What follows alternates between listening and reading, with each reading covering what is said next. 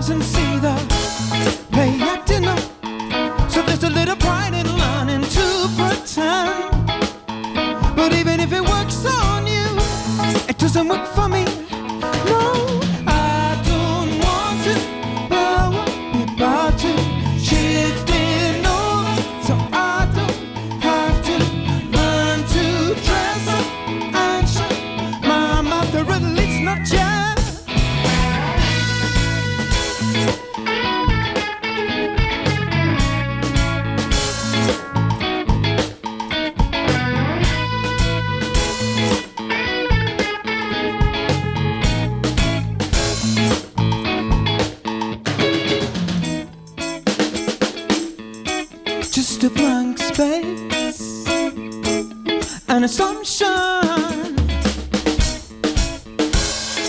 Would I even know? Would I realize?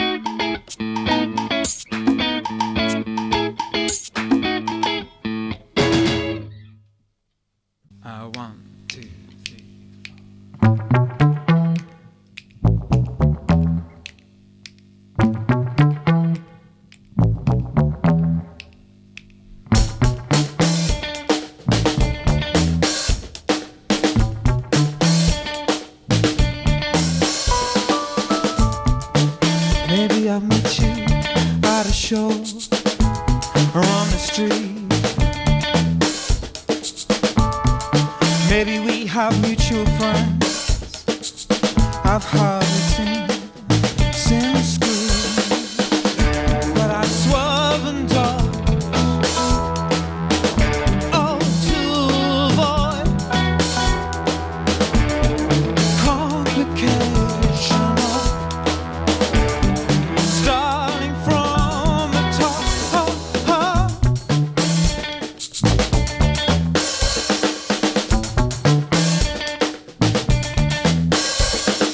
Don't make me explain. I can only lead you on. Don't make me choose to turn away.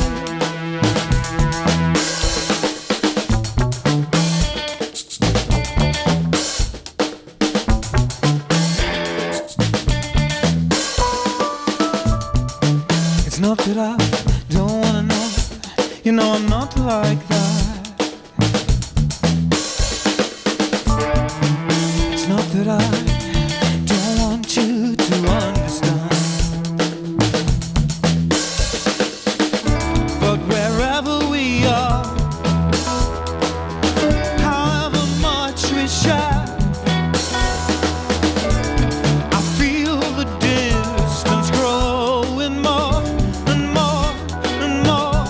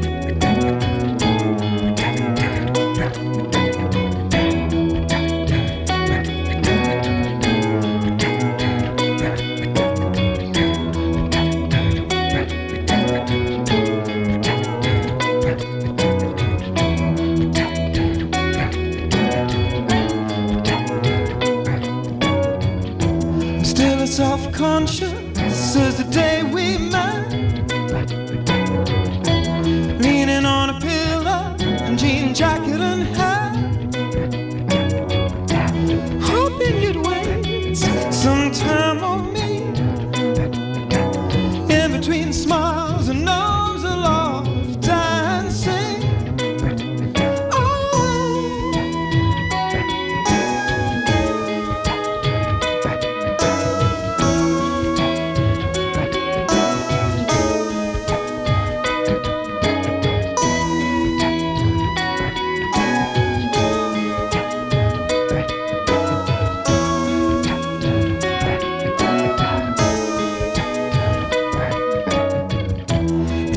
It's better that I knew you from somewhere else.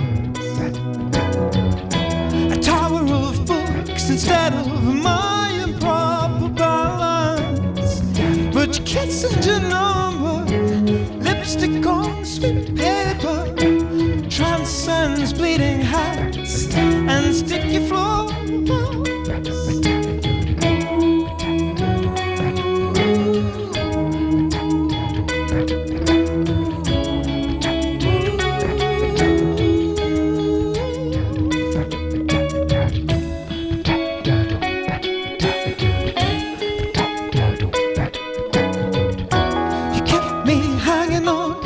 Me in suspense, and I had no experience to play with.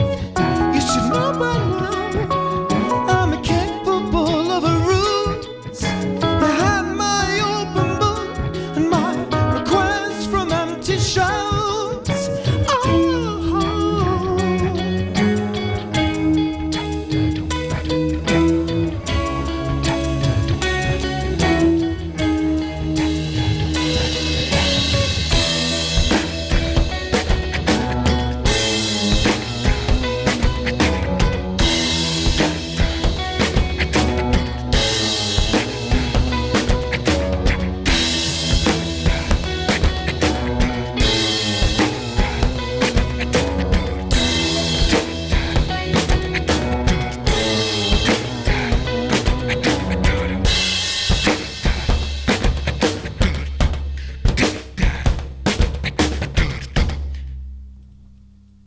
One, two, three, four.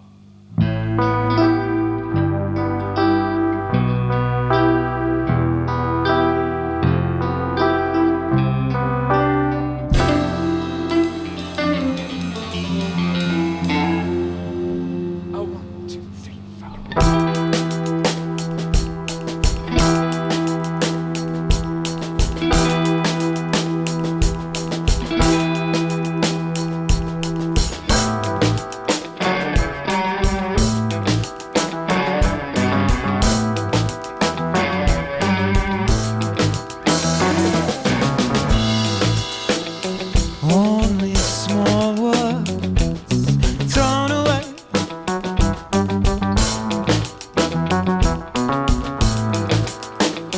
Confidence slips as the impression shakes. Get me conversation, fake preoccupation.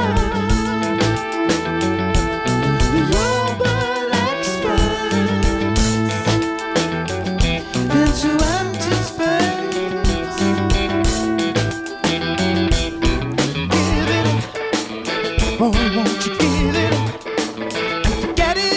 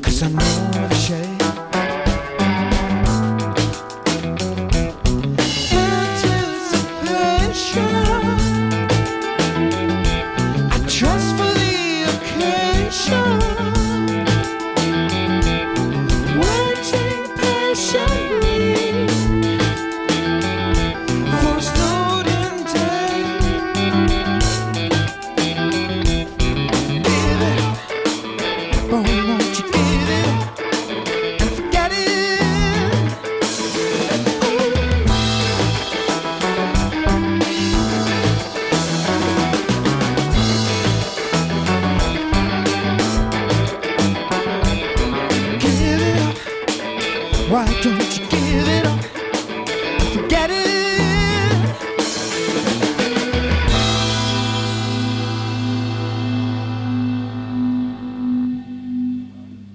And the person who introduced me to Mac DeMarco in the first place is in the room with me right now, which would be David Brewis. Hello, David. Hello.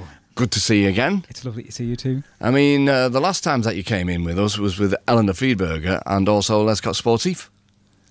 Yes. Yes, and you've been in with loads of different guises. Tonight, of course, it's School of Language. It's my turn now. It's your turn. But yeah, you did introduce me to Mac DeMarco. I'd never heard of him before you told me about him, but you're dead right. He's quite brilliant, isn't he? I loved that second album that he did. I mean, it was introduced to me by lovely Matt Maxey, who does our press. And yeah, I mean, it's a great record. I'm really excited to hear the new one. Yeah, and we went to see him playing live at the Roadhouse in Manchester. That was a bit of a game of two halves, wasn't it? It descended into chaos and ribald jokes, which I don't have patience for. But yeah, it's a shame because like he writes great songs and the band were really good. But yeah, I just don't have the patience for that kind of thing. No, I think when I spoke to him when we did the session, probably about 5 or 6 days later, he was kind of alluding to the fact that he didn't have that many songs at that point in time because the first album was very lo-fi, wasn't he? Yeah. And he didn't have anything kind of comparable to just eke it out in a set, and so they ended up doing Metallica cover versions, which none of us needed really, apart from the jocks down the front.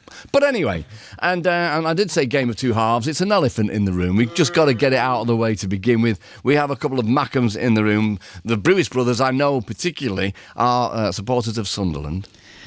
That's true. And, you know, I think we're very proud of how the team went about their glorious defeat on Sunday. Well, I mean, you know, what the cliche was the game of two halves, but you bossed the first half and we were worried. We were thinking about Wigan like last year in the FA Cup, so you did play really well, but we did get the gong. And I'm being gracious in victory. Gracious in victory is very, very easy to do, have you noticed? I wouldn't know. Right, okay. That's a fair answer. I'm a Sunderland fan, I wouldn't know. Right, okay. So you're going to do 4 tunes for us tonight, aren't you? So what are you going to do first? This one's called Dress Up. Fantastic. Just wonderful, really, really ace, you know. That is School of Language live in session, Dress Up. And Peter on drums. Yes. Hello, mate. Do you know what? I mean, did you enjoy that drum pattern there? I enjoyed it when I first heard it. But when you were presented with the conundrum of playing it... I said, who else are we getting in for that? Right, you're looking for Billy Cobham, were you? Well, your brother Davey did admit to me before it was payback time for the drum patterns that you presented to him on the week that was.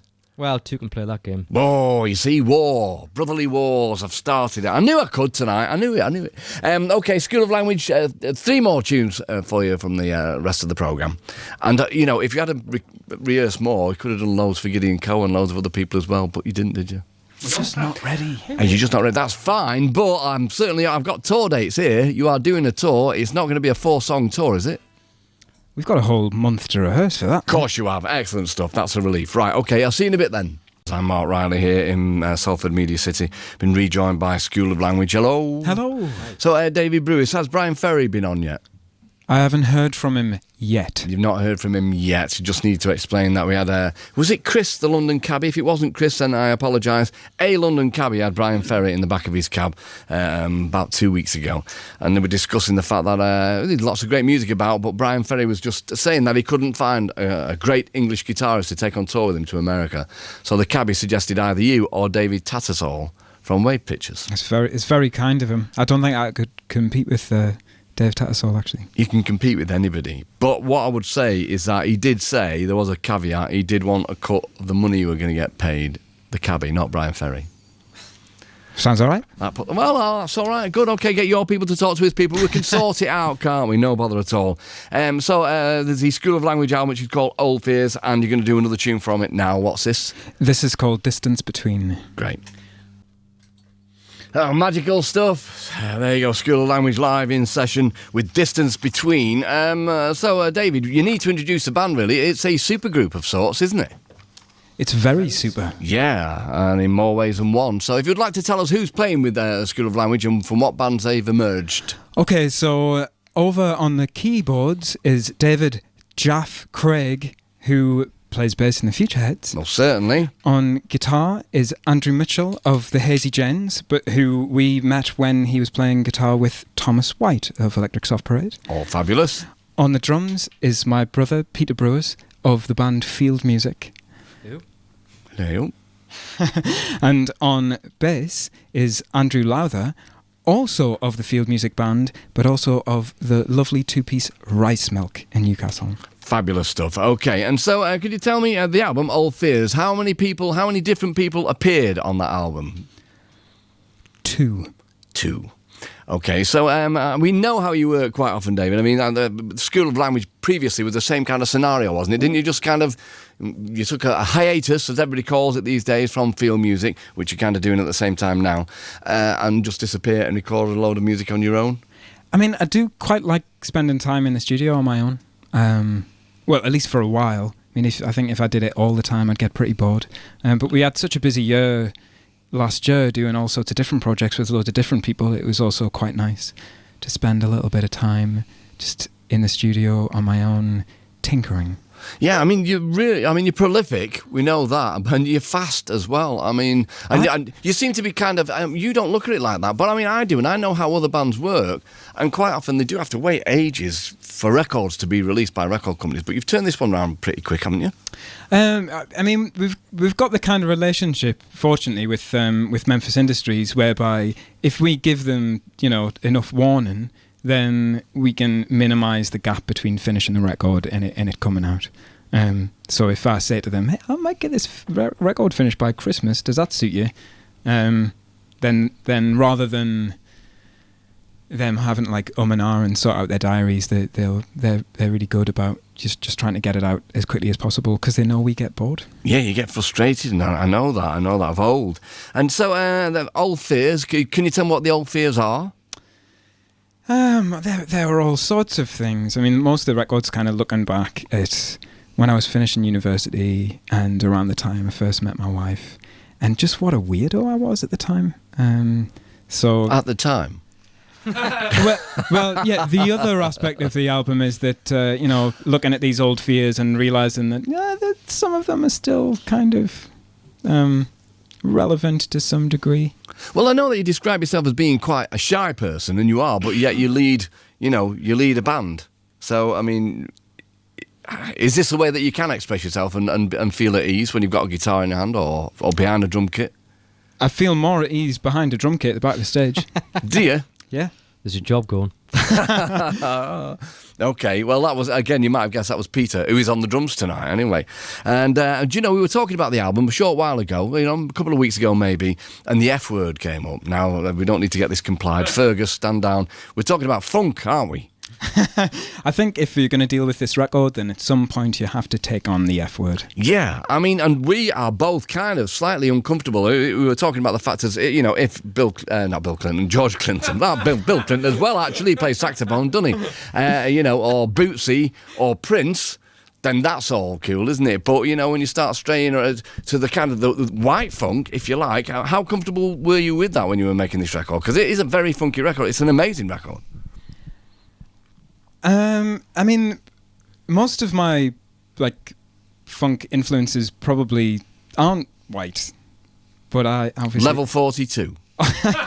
Obviously, I am. I mean, it is a strange one because I associate funk with terrible bands at college who are incredibly technically proficient, but who essentially make deeply sexless technical music. Right. And I really didn't want to do that. But then again, driving down, we had to have a long discussion about how appropriate it was to use the word groove. And for this band, it's we all have to take a deep breath and occasionally use the word groove, but it just doesn't come naturally to us. I mean, we shouldn't be filed alongside Jamiroquai, I don't think. No, definitely not. And if you start wearing silly hats, there will be serious bother.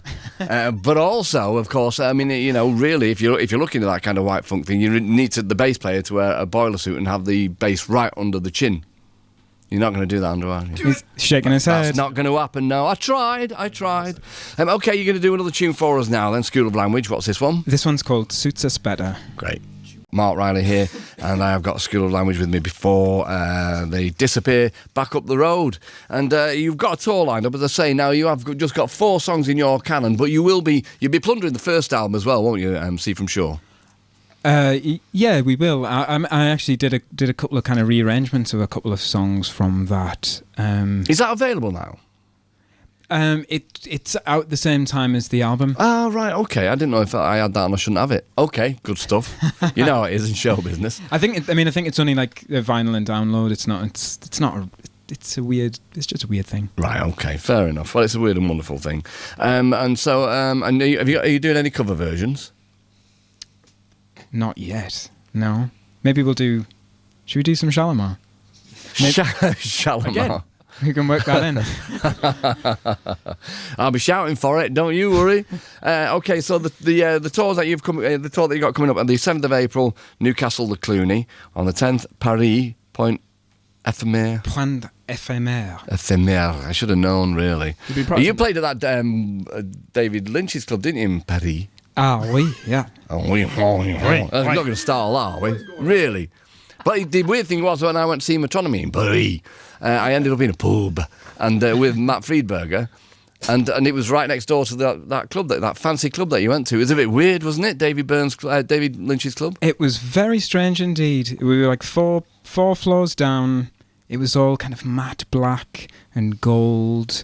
And you couldn't tell how big the rooms were because of how the lighting was done, and there was a private cinema. I'm probably not supposed to say all these things because it's private. Right. It is a members club, isn't it? Yeah, I mean, it's the kind of place I would never be able to go in, and it felt very strange being in there, but it was glad we were there. Right. Franz Ferdinand got up in the middle of our set and played 2 songs. It was a funny old night. With Eleanor Friedberger, of course, yeah. Well, you know what? Who was it who said that? It's a famous line, said, I would never want to belong to a club that would allow me as a member. I always put that down to Groucho Marx. Yeah, I think it might be Groucho Marx as well. Anyway, the 22nd of April, Bristol Exchange. And then you go through to London, the Lexington on the 23rd, the 25th Glasgow Broadcast on the 26th, Leeds Brunel Social Club, finishing off at the big gig, obviously, and partially because it's Michelle's birthday the same night, the 28th of April, Manchester Deaf Institute. And you got 2 other bands playing with you, haven't you? At least on that night. Yeah, so for the Manchester gig, Kieran Leonard is going to come and play, and Barbarossa is going to play, and Barbarossa is actually doing most of the rest of the tour, but Kieran Leonard's going to come and play with us in Newcastle as well. Fabulous. Okay, what a great bill. All right, so you've got one more tune to do for us, and what will that be? This is called Small Words. Fabulous.